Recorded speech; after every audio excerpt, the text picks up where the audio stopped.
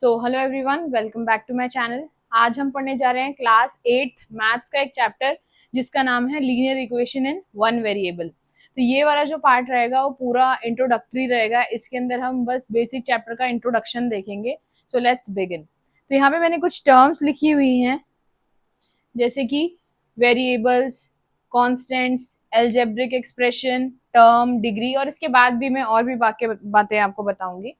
तो इनको एक एक करके समझना स्टार्ट करते हैं, क्योंकि जब तक चैप्टर का बेस नहीं फॉर्म होगा, जब तक कुछ भी समझ नहीं आएगा। तो सबसे पहले जो पहली चीज है समझने वाली वो है वेरिएबल्स। वेरिएबल्स क्या होते हैं, इसी से हमें पूरा चैप्टर समझ आने वाला है। जैसे नाम में आप देख रहे हो वेरिएबल यूज किया, इक्वेशन यूज किया, लीनियर, तो एक एक करके हम पूरे चैप्टर का मतलब समझेंगे। अगर पहली चीज देखिए कि वेरिएबल्स होते क्या हैं, तो a variable changes it's value. तो जैसे कि आपने कभी भी इक्वेशन देखी होगी तो उसके अंदर आपने यूज किया होगा x, y, z, ये सब देखे होंगे आपने, 2x, 3x, 4x, 5x, ऐसे करके हम लोग यूज करते हैं। 5y प्लस 2x कहीं ना कहीं तो देखा ही होगा, चाहे बड़ी दीदी भैया की कॉपी किताब में देखा हो। तो ये जो x, y, z का जो हम इस्तेमाल करते हैं, इन्हें हम कहते हैं वेरिएबल्स। और इसमें समझने वाली बात यह है कि वेरिएबल्स जो हैं वो अपनी वैल्यू को चेंज करते रहते हैं। A variable changes it's value, यानी इक्वेशन के हिसाब से। अभी देखेंगे आगे इक्वेशन क्या होती है। अभी के लिए आप ऐसा समझो, क्वेश्चन के हिसाब से एक्स वाई जेड की जो वैल्यू है वो चेंज होती रहती है। ठीक है, जैसे मान लो किसी क्वेश्चन में एक्स की वैल्यू 2 हो सकती है, किसी क्वेश्चन में एक्स की वैल्यू 0 हो सकती है, किसी क्वेश्चन में जेड की वैल्यू 1 हो सकती है, किसी में 1/2 और किसी में -1 भी हो सकती है। तो इनकी वैल्यू जो है वो फिक्स नहीं रहती है, चेंज होती रहती है, और इनकी वैल्यूज डिपेंड करती है इक्वेशन पे। अभी के लिए समझो कि क्वेश्चंस पे डिपेंड करती है। जो अगला वर्ड है समझने वाला अगली टर्म, वो है कॉन्स्टेंट्स। कॉन्स्टेंट्स इसका बिल्कुल अपोजिट है। वेरिएबल्स क्या कर रहे थे, अपनी वैल्यू को चेंज कर रहे थे। कांस्टेंट जो है does not change it's value over time. Constant जो है वो अपनी वैल्यू को चेंज नहीं करते हैं। कांस्टेंट ज्यादातर क्या होती है, सारे न्यूमरल्स होते हैं, जितने भी नंबर्स होते हैं न्यूमरल्स, वो सारे क्या कहलाते हैं, कांस्टेंट्स कहलाते हैं। जैसे कि 1, 0, 1/4, ये सब क्या है, कांस्टेंट है। अगर आज देखोगे 1 की वैल्यू 1 ही है, कल भी 2 की वैल्यू 2 ही रहेगी, 1/4 ही रहेगा, है ना। बट एक्स वाई जी की वैल्यू मैंने जैसे बोला वो बदल जाती है, इनकी वैल्यू फिक्स रहती है। और इनमें ज्यादातर हमारे सारे क्या आते हैं, ज्यादातर क्या आते ही क्या है, सारे के सारे न्यूमरल्स जो है वो कांस्टेंट कहलाते हैं। अगली चीज जो समझने वाली है वो है एल्जेब्रिक एक्सप्रेशन। अब एल्जेब्रिक एक्सप्रेशंस क्या होती हैं, ये बनी होती है वेरिएबल से, यानी एक्स वाई जी की जो मैंने वैल्यूज बोली, इसके साथ साथ कांस्टेंट से बनी होती हैं। जैसे कि मैंने बोला 0, 1, -2, -3 सब क्या है, कांस्टेंट है। और इसके अलावा इसके अंदर यूज किए जाते हैं कुछ एल्जेब्रिक ऑपरेशंस। और ये कौन से होते हैं, प्लस, माइनस, मल्टीप्लाई, डिवाइड, इन्हें ये जो साइन हम यूज करते हैं इन्हें बोलते हैं एल्जेब्रिक ऑपरेशंस या फिर मैथमेटिकल ऑपरेशंस, जैसे कि एडिशन, सब्ट्रैक्शन। ठीक, नेक्स्ट जो टर्म है समझने वाली वो है टर्म्स क्या होती हैं। तो अगर टर्म्स की बात करें तो terms are the parts of an algebraic expression separated by plus और माइनस साइंस। अब समझते हैं टर्म्स क्या होती हैं। एग्जाम्पल के लिए मैंने यहाँ पर एक वैल्यू लिखी 2x प्लस 4y, मैंने यहाँ पर एक टर्म लिखी, ठीक है, ये एक अलग टर्म है, ये एक अलग टर्म है। अब यहाँ पर देखोगे तो इसमें मैंने क्या क्या यूज किया है, इसमें मैंने वेरिएबल्स यूज किए हैं जो कि x और y है, और मैंने यहाँ पे दो नंबर्स भी यूज किए हैं जो कि 2 और 4 है। अब इनको, इनके बीच में क्या साइन आ रहा है, प्लस, और हो सकता था कि इनके बीच में माइनस आए। तो प्लस और माइनस जो है कुछ टर्म्स को सेपरेट कर देता है, और ये टर्म्स किससे मिलकर बनी होती है, तो ये जो टर्म्स बनी होती है किससे बनी होती है, एल्जेब्रिक एक्सप्रेशन होती है एक तरीके की, जो कि एक पूरी इक्वेशन के कुछ पार्ट्स होते हैं। एग्जाम्पल के लिए ये जो 2x है, ये जो यहाँ पे 2x है ये एक टर्म है, और ये जो 4y है ये भी एक टर्म है। और ये दो टर्म किससे अलग होंगी, तो प्लस या फिर माइनस से। जैसे कि अगर मैं दूसरा एग्जांपल लूं, यहाँ पे मैंने ले लिया यहाँ पे 14y प्लस 6x, तो यहाँ पर देखो ये एक टर्म है और ये एक टर्म है। कैसे हमने बोला, हमने पूरे को एक ही टर्म क्यों नहीं माना, क्योंकि टर्म्स अलग हो जाते हैं जब उनके बीच में प्लस या फिर माइनस आता है। तो माइनस से पहले जो भी लिखा होगा वो एक अलग टर्म होगी, माइनस के बाद जो भी लिखा होगा वो एक अलग टर्म होगी। प्लस से पहले जो भी लिखा होगा वो एक अलग टर्म होगी, प्लस के बाद जो भी लिखा होगा वो एक अलग टर्म होगी। तो यहाँ पर भी हमें दो टर्म देखने को मिल रही है और यहाँ पर भी हमें दो टर्म्स देखने को मिल रही हैं। ठीक, अब ये पूरा मिलकर क्या बनाता है? ये पूरा मिलकर बनाता है एल्जेब्रिक एक्सप्रेशन। पूरा मिलकर क्या बनाता है? Algebraic expression. क्योंकि मैंने बोला था एल्जेब्रिक एक्सप्रेशन में क्या यूज होते हैं? वेरिएबल्स। देखो वेरिएबल्स यूज हो रहे हैं, ठीक है। कांस्टेंट्स आगे मैं बताऊंगी, कांस्टेंट्स और कोएफिशिएंट क्या होते हैं। अभी के लिए आप देखो यहाँ पे नंबर्स का भी यूज किया जा रहा है ना। और अलोंग विद एल्जेब्रिक साइन, यानी प्लस और माइनस के साइन लगे हुए भी हैं। देखो यहाँ पे माइनस का साइन लगा हुआ है। जरूर नहीं है कि दोनों एक साथ लगे हो, और ऐसा भी जरूर नहीं है कि एक ही लगा हो एक बारी में। वो डिपेंड करता है कि कितनी टर्म्स हैं और उसको कैसे उसका क्वेश्चन दिया हुआ है उसके बेसिस पे प्लस और माइनस डिपेंड करता है, ठीक है। तो यहाँ पर ये पूरा क्या कहलाएगा? ये पूरा कहलाएगा एल्जेब्रिक एक्सप्रेशन। पर प्लस से पहले ये एक टर्म है, प्लस के बाद भी एक टर्म है। अब एक टर्म में क्या क्या है? तो एक नंबर है और एक वेरिएबल है। एक नंबर है, एक वेरिएबल है। अभी थोड़ा इसको और देखेंगे। अब आते हैं डिग्री पे। डिग्री की बात करें तो ये होती है उस एक्सप्रेशन की हाईएस्ट पावर। किसी एक्सप्रेशन की जो हाईएस्ट पावर है वो कहलाती है उस एक्सप्रेशन की डिग्री, ठीक है। अब मैं एक दो एक्सप्रेशन लिखती हूँ और इन सबको उसी के अंदर समझाती हूँ। अब मैं आगे लिखती हूँ एग्जाम्पल के लिए। मान लो मैंने लिखा 2x² प्लस 4x माइनस 3। ये मैंने एक एक्सप्रेशन लिखी है। अब इसके अंदर हम इसको थोड़ा डिकोड करते हैं और इसकी टर्म्स को देखते हैं। इसके अंदर जो वेरिएबल यूज हुआ है, जो वेरिएबल यूज हुआ है वो कौन सा वेरिएबल है? तो हमें दिख रहा है कौन सा वेरिएबल यूज हुआ है, x। लिख दिया x, ठीक है। अच्छा, इसके अंदर कितनी टर्म्स हैं पहले ये समझते हैं। टर्म्स और मैथमेटिकल ऑपरेशंस कितने यूज हुए हैं?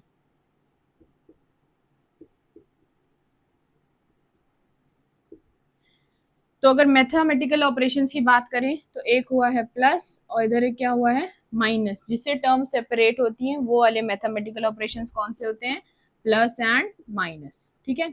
मैंने बताया था प्लस से पहले जो लिखा है उस पूरे को हम एक टर्म कंसिडर करेंगे, प्लस के बाद जो लिखा है उस पूरे को एक अलग टर्म कंसिडर करेंगे, माइनस के बाद जो लिखा है उसको एक अलग। यानी बीच में प्लस माइनस आता है तो टर्म्स बट जाती हैं, ठीक है। तो यहाँ पर इस हिसाब से कितनी टर्म्स मिल रही हैं? तो पहले मिल रही है हमें 2x², फिर दूसरी टर्म हमें मिल रही है 4x और तीसरी टर्म हमें मिल रही है -3। ये तीन टर्म्स हमें मिल रही हैं जो कि कैसे सेपरेट हुई है बताओ? प्लस या माइनस से सेपरेट हुई है, ठीक। अब अगर एक टर्म को मैं किसी भी एक टर्म को उठाऊं, जैसे एग्जांपल के लिए मैंने 2x² लिया है यहाँ पे, तो इस 2x² में क्या क्या है इसको हम कैसे लिख सकते हैं? 2 इंटू एक्स इंटू एक्स, क्योंकि जब x इंटू एक्स होता है तो मल्टीप्लाई होकर पावर क्या हो जाती है? 2। देखो इसमें समझने वाली बात है। अगर मैं लिखती x प्लस एक्स तो इसके आगे कुछ नहीं है तो 1, इसके आगे कुछ नहीं है तो 1, 1x प्लस 1x कितने x होते हैं? 2x। पर जब मैं यहाँ पे मल्टीप्लाई कर रही हूँ तो पावर क्या हो जाती है? ऐड हो जाएंगी। तो 1x और ये 2x, तो पावर कितनी हो जाएगी? 2। x into x x square होता है और x प्लस एक्स 2x हो जाता है। इसमें डिफ्रेंशिएट करना आना चाहिए। अब यहाँ पर देखो, यहाँ पे जो वेरिएबल है वो कौन सा है? x। और वेरिएबल के आगे अगर कोई नंबर लिखा है, ध्यान से देखना, वेरिएबल के आगे अगर कोई नंबर लिखा है तो उसे कांस्टेंट नहीं कहा जाता है। वेरिएबल के आगे, वेरिएबल के आगे जो नंबर होता है, जो नंबर लिखा जाता है वो क्या कहलाता है? तो वो कहलाता है कोएफिशिएंट। कोएफिशिएंट, ना कि कांस्टेंट। वेरिएबल यानी कि एक्स वाई जेड के आगे अगर आप कोई नंबर लगा हुआ देख रहे हो, उससे फर्क नहीं पड़ता कि एक्स स्क्वायर हो वाई स्क्वायर हो, वेरिएबल होना चाहिए। जैसे यहाँ पर देख रहे हो एक्स स्क्वायर है तो एक्स एक्स के आगे नंबर लगा है तो ये कांस्टेंट नहीं है। कांस्टेंट होने के लिए इसकी वैल्यू को अकेला होना पड़ेगा तभी ये फिक्स रहेगा। अब यहाँ पर मैंने बोला था वेरिएबल मतलब जो अपने आप को वेरी करे, जो अपने आप को बदले। वेरी का मतलब क्या होता है? चेंज होना। एबल का मतलब लायक, जो अपने आप को बदलता रहे, ठीक है। चेंजेबल हो उसे क्या बोलते हैं? वेरिएबल। अब यहाँ पर अगर मैं देखूं 2x² में, तो इसको मैं क्या लिख सकती हूँ, 2 इंटू एक्स इंटू एक्स। यहाँ पर बताओ, जो अगर मैं यहाँ पे कोई x की वैल्यू को पुट करूं, तो क्या वो 2 उनसे मल्टीप्लाई नहीं हो रहा है? और 2 मल्टीप्लाई होगा तो 2 ही रहेगा क्या? नहीं, अगर 2 इंटू 1 करूंगी तो 2 रहेगा। अगर यहाँ पे x की वैल्यू को मैं 2 डाल देती हूँ, फॉर एग्जाम्पल इतने में x की वैल्यू को 2 डालूंगी तो 2 इंटू 2 पूरा कितना हो जाएगा, 4 हो जाएगा। 3 डालू तो 2 इंटू 3 पूरा कितना हो जाएगा, 6 हो जाएगा। तो ऐसे तो इसकी वैल्यू बदलती रहेगी, बट मैंने बोला था कांस्टेंट वो है जो अपनी वैल्यू को फिक्स रखे और जो ओवर टाइम चेंज ना हो। इसीलिए जब भी कोई नंबर किसी वेरिएबल के आगे लगता है, जब भी कोई वेरिएबल के आगे जो नंबर लगता है उसे हम क्या बोलते हैं, कोएफिशिएंट। कोएफिशिएंट, ना कि कांस्टेंट। अब बात आती है तो इसमें क्या कोई कांस्टेंट नहीं है? तो यहाँ पे ध्यान से देखो, ये जो 3 है, जो 3 है ना, इसके पीछे x लगाया मैंने, ना y लगाया और ना z लगाया है, इसका मतलब ये इंडिपेंडेंट है। ये इसकी वैल्यू जो है वो ओवर टाइम चेंज नहीं होगी। इसीलिए जो 3 है ये यहाँ पर क्या है, कांस्टेंट है। ठीक है, तो अब देखते हैं यहाँ पे कितने कोएफिशिएंट निकले हैं। कोएफिशिएंट क्या होते हैं, ऐसे नंबर्स जो कि वेरिएबल्स के आगे लगते हैं। तो यहाँ पर देखो x के आगे लगा, x² के आगे जो लगा हुआ है नंबर वो कौन सा है, 2। तो यहाँ पर 2 भी क्या है, एक कोएफिशिएंट है। अच्छा, ये 2 किसका कोएफिशिएंट है, किसका कोएफिशिएंट है, तो हम बोलेंगे x² का कोएफिशिएंट है। x² का कोएफिशिएंट है 2। अच्छा, और भी कोई कोएफिशिएंट है, तो हाँ दिख रहा है हमें, प्लस के बाद टर्म अलग हो जाती है, यानी एक अलग टर्म है। तो यहाँ पर क्या लिखा हुआ है, x, और x के आगे क्या नंबर लिखा है, 4, यानी कि 4 जो है वो किसका कोएफिशिएंट है, x का कोएफिशिएंट है 4। आई होप कि समझ आ गया होगा difference between constant and coefficients. ठीक, और यहाँ पे नंबर ऑफ टर्म्स मैंने बता दी कितनी होगी, बताओ। प्लस माइनस से टर्म अलग होती है, तो ये हो गई फर्स्ट टर्म, ये हो जाएगी तुम्हारी सेकेंड टर्म, और ये हो जाएगी थर्ड टर्म। तो टोटल नंबर ऑफ टर्म्स कितनी हो जाएंगी, 3। और मैथमेटिकल ऑपरेशंस जैसे कि प्लस और माइनस जो है वो टर्म्स को अलग कर देते हैं। अच्छा, ये पूरा मिलके क्या कहलाएगा, अगर मैं लिखूं यहाँ पे 2x² प्लस 4x माइनस 3, तो ये पूरा मिलकर क्या कहलाएगा। मैंने नहीं बोला कि इसके टर्म्स को अलग करके बताओ, मैंने बोला इकट्ठे इसको क्या बोलोगे, तो आप बोलोगे ये पूरा क्या है, एल्जेब्रिक एक्सप्रेशन। एल्जेब्रिक एक्सप्रेशन, ये पूरा एक साथ। ठीक है, इसको इरेज करते हैं, फिर बाकी की चीजों को भी। अच्छा, एक और चीज इसके अंदर देखनी थी जो कि है डिग्री। ठीक, इसको थोड़ा इरेज करती हूँ, फिर डिग्री समझाती हूँ। देखो, अगर डिग्री की बात करें तो यहाँ पे पूरा एक्सप्रेशन में दोबारा लिखती हूँ, जो कि था 2x² प्लस 4x और माइनस का 3।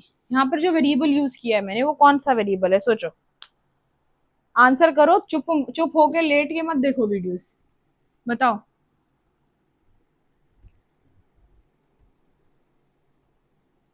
इस पूरे एल्जेब्रिक एक्सप्रेशन में जो इकलौता वेरिएबल यूज हुआ है वो है x।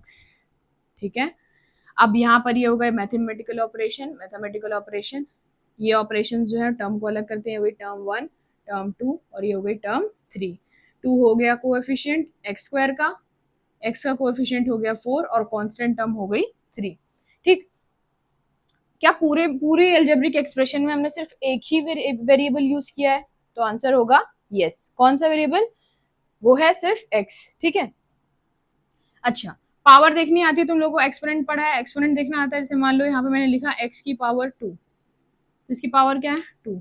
अच्छा, जब मैंने सिर्फ x लिखा तब भी इसकी पावर है क्या, बताओ कौन सा सही है, ट्रू और फॉल्स बताना है, ट्रू और फॉल्स बताना है। मुझे बताओ, अगर x है तो इसकी पावर क्या 0 है, ट्रू या फॉल्स। अगर मैंने सिर्फ x लिखा है तो क्या इसकी पावर 1 है, ट्रू या फॉल्स। कौन सा सही है और कौन सा गलत है, बताओ। अगर मैंने ऊपर कुछ नहीं लिखा है इसका मतलब क्या है, 0।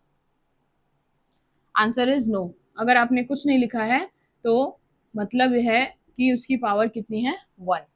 जब तक आपको जीरो लिखा हुआ ना मिले, जब तक हम नहीं बोलेंगे कि उसकी पावर 0 है। 0 को मेंशन किया जाता है, 1 को मेंशन नहीं किया जाता। कभी भी आपने जब कोई नंबर देखा हो, जैसे मान लो आपने 1 देखा है, आपने 2 देखा है, आपने 3 देखा, आपको पता है इन सबके नीचे बाय डिफॉल्ट 1 होता ही होता है। रियल नंबर से इनके नीचे ये रैशनल नंबर में अगर आप पढ़ोगे आगे, तो कोई भी नंबर हो, अगर आप 1 लिखते हो ना, अगर आप उसको 1/1 भी लिखोगे तो भी वो 1 ही रहेगा। अगर आप 2 लिखते हो और 2/1 लिखोगे, 2/1, मतलब कोई भी नंबर अपॉन 1 वही नंबर रहता है। जैसे कि 2/1 लिखा, तो ये इसको बार बार जरूरत नहीं है कि 2/1 2/1 बोलो, आप इसको सिंपली क्या बोल सकते हो, 2। वो बाय डिफॉल्ट उस नंबर के नीचे 1 होता ही है, तो कई जगह पे हम 1 को नहीं दिखाते हैं, ठीक है। ऐसे ही यहाँ पर आप 1 लिखो, या तो देखो आप x की पावर 1 लिखो, या तो आप सिंपली x लिखो, दोनों की बात क्या है, बराबर है, दोनों एक ही चीज को दिखाते हैं कि भाई उसकी पावर कितनी है, 1। ठीक, तो यहाँ पे पावर को समझते हैं, तो यहाँ पे देखो x की पावर 2 हो जाएगी, और अगर मैं सिर्फ x लिखूं तो मतलब इसकी पावर कितनी हो जाएगी, 1। अब बताओ x की पावर 2 बड़ी है या फिर x की पावर 1 बड़ा है, कौन बड़ा है, x की पावर 2 जो है वो बड़ा है 1 से। ठीक, तो ऐसे ही हम समझेंगे कि डिग्री क्या होता है। अब अगर मैंने ये पूरा एक्सप्रेशन लिखा और मैं पूछूं बताओ इसके अंदर वेरिएबल जो यूज हुआ है उसकी हाईएस्ट डिग्री क्या है, तो सबसे पहले तो आपको देखना होगा कि सेम वेरिएबल यूज हुआ है, सेम वेरिएबल यूज हुआ है, और वो कौन सा वेरिएबल है, एक्स। ठीक अच्छा, मैं ये भी बताऊंगी आगे चल के, अगर आप कंटिन्यू देखोगे तो मैं आगे वाले वीडियोस में ये भी बताऊंगी कि तब क्या होगा अगर एक से ज्यादा वेरिएबल्स हैं, तब डिग्री कैसे होगी। ठीक है, जिन बच्चों को पता है मैं उन्हें बता दूं, ये हम आगे पढ़ेंगे कि अगर अलग अलग वेरिएबल्स यूज हो तो उनकी डिग्री कैसे देखेंगे। मैंने बताया था डिग्री क्या होती है भाई, highest power of a variable, highest power. अब यहाँ पर जो वेरिएबल यूज हुआ है वो कौन सा है, एक्स, और यहाँ पर बताओ एक्स की पावर 1 यूज हुई है और एक्स की पावर 2 यूज हुई है। अब बताओ 2 बड़ा है या 1 बड़ा है, तो आंसर क्या होगा, 2 बड़ा है। तो इस पूरे एक्सप्रेशन की जो डिग्री होगी वो क्या होगी, 2, डिग्री जो होगी वो होगी 2। अच्छा, तब क्या होता अगर मैं कोई और टर्म देती, फॉर एग्जाम्पल मैं देती यहाँ पे 3x³ plus 2x² plus x plus 1। अब बताओ, इसमें मैंने हर जगह x यूज किया है, और डिग्री की बात करें तो ये 1 है, ये 2 है और ये 3 है। इसको बोलते हैं स्टैंडर्ड फॉर्म, जो मैंने लिखवाया था, जब वो स्टैंडर्ड फॉर्म में रहते हैं तब जो हाईएस्ट डिग्री मानी जाती है वेरिएबल की, वो होती है वेरिएबल की हाईएस्ट पावर। ठीक है, तो यहाँ पर देखो सबसे कैसे समझोगे कि ये स्टैंडर्ड फॉर्म है। स्टैंडर्ड फॉर्म में सबसे पहले बड़ी पावर आती है, फिर उससे छोटी, फिर उससे छोटी, फिर सबसे छोटी। अब ये सबसे छोटी वाली बात अभी देखेंगे। तो यहाँ पर देखो x की पावर 3 है, यहाँ पे x की पावर 2 है, और यहाँ पर क्या हो गई, x की पावर 1। तो x की मैक्सिमम पावर कौन सी यूज हुई है, तो वो है 3। तो इस पूरे एक्सप्रेशन की जो डिग्री होगी, इस पूरे एक्सप्रेशन की जो डिग्री होगी वो क्या होगी, 3। हम बोलेंगे इस एक्सप्रेशन की डिग्री कितनी है, 3। अगर कोई बोलता है कि इस एक्सप्रेशन की डिग्री 3 है, तो समझ जाना है कि उस पूरे एक्सप्रेशन में जो वेरिएबल यूज हुए हैं उनकी हाईएस्ट पावर क्या है, 3। ठीक है, आई होप ये भी समझ आ गया होगा। अब आगे बढ़ते हैं थोड़ा सा। So guys now we are able to understand the name of the chapter. ठीक है, अब एक नया एक्सप्रेशन लिखते हैं, 2x+3। चलो जल्दी से, 2 मिनट का टाइम है, सोचो और बताओ कि इसके अंदर नंबर ऑफ टर्म्स कितनी है।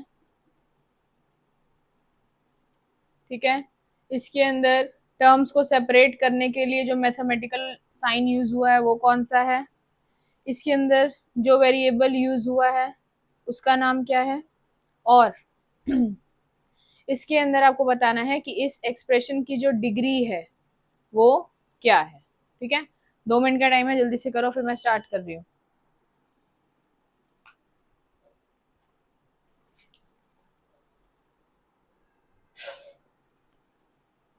लिख लिया होगा, तो यहाँ पे जो नंबर ऑफ टर्म्स है, तो पहली टर्म हो गई 2x और दूसरी टर्म हो गई 3, तो टोटल नंबर ऑफ टर्म्स हो गई 2। ठीक है, यहाँ पर जो टर्म्स को सेपरेट करने के लिए जो मैथमेटिकल ऑपरेशन यूज हुआ है यानी साइन यूज हुआ है वो कौन सा है, प्लस। यहाँ पर जो पूरे एक्सप्रेशन में जो वेरिएबल यूज हुआ है वो है x, और यहाँ पर उस वेरिएबल की हाईएस्ट डिग्री कितनी है, 1। तो इस पूरे एक्सप्रेशन की जो डिग्री रहेगी वो कितनी रहेगी, 1। तो ये थे बेसिक क्वेश्चन जिसके अब हम कैपेबल हैं कि हम आंसर कर सके। अब समझते हैं हम चैप्टर का नाम। देखो डिग्री के बेसिस पे, डिग्री के बेसिस पे देखो, हो सकता है कि डिग्री कितनी हो, 1, हो सकता है डिग्री कितनी हो, 2, और हो सकता है कि डिग्री कितनी हो, 3। तो यहाँ पर अगर किसी एक्सप्रेशन की डिग्री 1 है तो उसे हम क्या नाम देते हैं, लीनियर, उसे हम नाम देते हैं लीनियर। अगर किसी की डिग्री 2 है यानी हाईएस्ट पावर वेरिएबल की कितनी गई है, 2, तब हम उसको नाम देते हैं क्वाड्रेटिक। क्या नाम देते हैं, क्वाड्रेटिक। और अगर किसी एक्सप्रेशन की जो हाईएस्ट डिग्री है यानी कि जो हाईएस्ट पावर है वो गई है 3, तो हम उसको बोलते हैं क्यूबिक। ठीक है, तो 3 तरीके से बांटा गया है। अगर उस एक्सप्रेशन की जो डिग्री है 1 हो, यानी जो वेरिएबल है उसकी मैक्सिमम पावर 1 हो, तो हम उसे बोलते हैं लीनियर एक्सप्रेशन। ठीक है, अगर उसकी पावर 2 है तो बोलते हैं क्वाड्रेटिक, और अगर 3 है तो हम बोलते हैं क्यूबिक। तो हमारे चैप्टर में यहाँ पर जो पहला जो टर्म यूज किया गया है लीनियर, उसका मतलब हम समझ गए हैं कि यहाँ पर जो वेरिएबल यूज होगा, यहाँ पर जो एक्सप्रेशन होंगे, उनकी हाईएस्ट पावर कितनी रहने वाली है, तो वो रहने वाली है 1, इसीलिए चैप्टर के नाम में आ रहा है लीनियर। अब बात करते हैं इक्वेशंस की। देखो, इक्वालिटी का साइन तो सब जानते हैं, ये वाला साइन तो सबने देखा है, इक्वल्स टू वाला। अगर मैं यहाँ पे इक्वल्स टू का साइन लगा दूं और इस पूरे एक्सप्रेशन की कोई तो वैल्यू होगी, कुछ तो होगा जो एक्स वाई जेड रख के जब हम सॉल्व करते हैं तो एक पर्टिकुलर आंसर आता है। यहाँ पर एक्स की वैल्यू 1 रख दोगे तो 1 इंटू टू, 2 प्लस 3 कितना हो जाएगा, 5 हो जाएगा। तो मान लेते हैं कि अभी के लिए कितना दे रखा है हमें, ये पूरा एक्सप्रेशन 5 के बराबर दे रखा है। ठीक है, अब यहाँ पर ये जो साइन यूज हुआ है, ये साइन किस में यूज होता है, ये एक्सप्रेशन में नहीं यूज होता है, किस में यूज होता है, इक्वेशन में यूज होता है। तो अब ये तो मैंने क्या बोला था, ये यहां से लेके यहां तक पूरा क्या था, एक्सप्रेशन था, एक्सप्रेशन। और जैसे इसके अंदर इक्वल टू का साइन लग गया, इक्वल्स टू का साइन लग गया, तो ये जो पूरा है, ये पूरा ये क्या बन जाएगा, इक्वेशन। क्या बन जाएगा, इक्वेशन। ठीक, तो जिसके अंदर भी इक्वल्स टू का साइन आ जाए उसे क्या बोलते हैं, इक्वेशन बोलते हैं। और इक्वेशन के, अब यहाँ पे इक्वेशन के साथ दो चीजें और समझनी होती है जब भी आप इक्वेशन समझो, कि ये इक्वल्स टू साइन से पहले जो भी कंटेंट लिखा होता है इसको बोलते हैं लेफ्ट हैंड साइड, इसको बोलते हैं लेफ्ट हैंड साइड। ठीक है, और इसकी जो शॉर्ट फॉर्म यूज होती है LHS। ठीक है, और इक्वल्स टू के बाद जो भी लिखा होता है, जरूरी नहीं यहाँ पे सिर्फ 5 ही लिखा रहे, हो सकता है आने वाले टाइम में 5x लिखा रहे, हो सकता है आने वाले टाइम में 52y लिखा रहे, बट फिर ये क्या रह जाएगा, इसमें वेरिएबल चेंज हो जाएंगे। अगर मैं y बोल दूँ तो हो सकता है 5x लिखा हो सकता है, 5 लिखा हो सकता है, 1/5 लिखा हो सकता है, -5 लिखा हो। ठीक है, तो कुछ भी जो इक्वल्स टू के राइट साइड में लिखा है उसको हम क्या बोलते हैं, RHS, यानी कि right hand side, right hand side. ठीक है, चलो, तो यहाँ पे मैंने लिखा 2x + 3 = 5। ठीक है, देखो थोड़ा सा इंट्रोडक्शन लंबा ही हो रहा है क्योंकि आगे चले तो क्वेश्चन ही क्वेश्चन है। तो हर लेवल के बच्चे होते हैं, जैसे मैं ऑफलाइन पढ़ाती हूँ तो मैं देखती हूँ किसी को बिल्कुल ही नहीं आता, किसी को बहुत अच्छा आता है, किसी को लगेगा अरे यार इतना लंबा 40 मिनट तो इसी में चला गया, आधा घंटा तो इसी में बीत गया है ना, 1 घंटा तो इधर ही चला गया सिर्फ इतना इतना करने में, और हम तो आए थे क्वेश्चंस करने।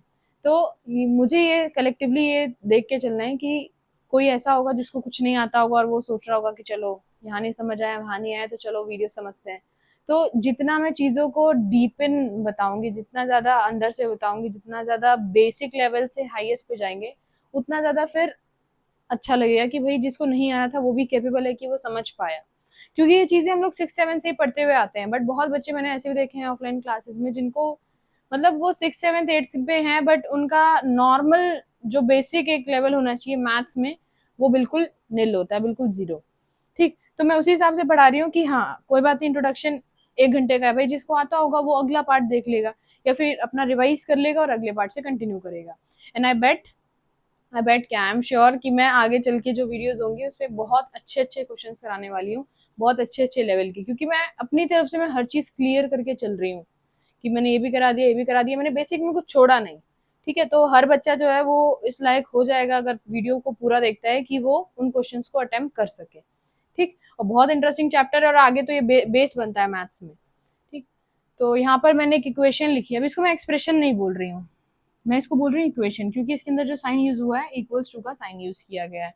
एक और साइन होता है ऐसा साइन, इसको बोलते हैं नॉट इक्वल्स टू। ठीक है, जैसे कि मान लो मैंने यहाँ 2 लिखा है, यहाँ 3 लिखा, बताओ क्या कभी 2 3 के बराबर हो सकता है, तो इक्वल नहीं आएगा, तो यहाँ पे क्या आएगा, not equals to sign, not equals to. पर अगर मैंने लिखा 5 = 5, इसका मतलब 5 5 के बराबर है, तो ये इक्वल्स टू है, ये नॉट इक्वल्स टू का साइन है। और एक्सप्रेशन जो मैंने तुम्हें समझाया कि एक्सप्रेशन में कोएफिशिएंट्स यूज हो सकते हैं, एफिशिएंट में क्या बोलते हैं, एक्सप्रेशन में वेरिएबल्स यूज होंगे, मैथमेटिकल ऑपरेशंस यूज होंगे जाएंगी। अब यहाँ पे हमने लीनियर का मतलब समझ लिया, इक्वेशन का, और वेरिएबल मैंने आपको समझा दिया। अब हम लोग जो पढ़ने जा रहे हैं चैप्टर में linear equation in one variable, इसका पूरा पूरा मतलब निकलता है कि एक ऐसी इक्वेशन जिसके अंदर सिर्फ एक वेरिएबल का इस्तेमाल किया गया हो, यानी अगर आपने x लिखा है तो पूरी इक्वेशन में x के अलावा कोई और वेरिएबल नहीं होना चाहिए, ठीक है। अगर आपने y लिखा है तो पूरी इक्वेशन में y के अलावा कोई और वेरिएबल नहीं होना चाहिए। तो ये पूरा जो मैंने समझाया है ये था एक इंट्रोडक्शन पार्ट, और आगे चल के अगर कुछ छूटता है मैं देख लेती हूँ। वैसे आई थिंक हमने सब देख लिया है, टर्म समझ लिया हमने, कोएफिशिएंट समझ लिया, mathematical operations, equals to, not equals to, ठीक है, एक्सप्रेशन हो गया। इसके अलावा हमने कांस्टेंट समझ लिया, वेरिएबल, हाँ लगभग सब हो गया है। फिर भी अगर कुछ छूटता है तो नेक्स्ट पार्ट में इसे कवर करेंगे। Thank you so much.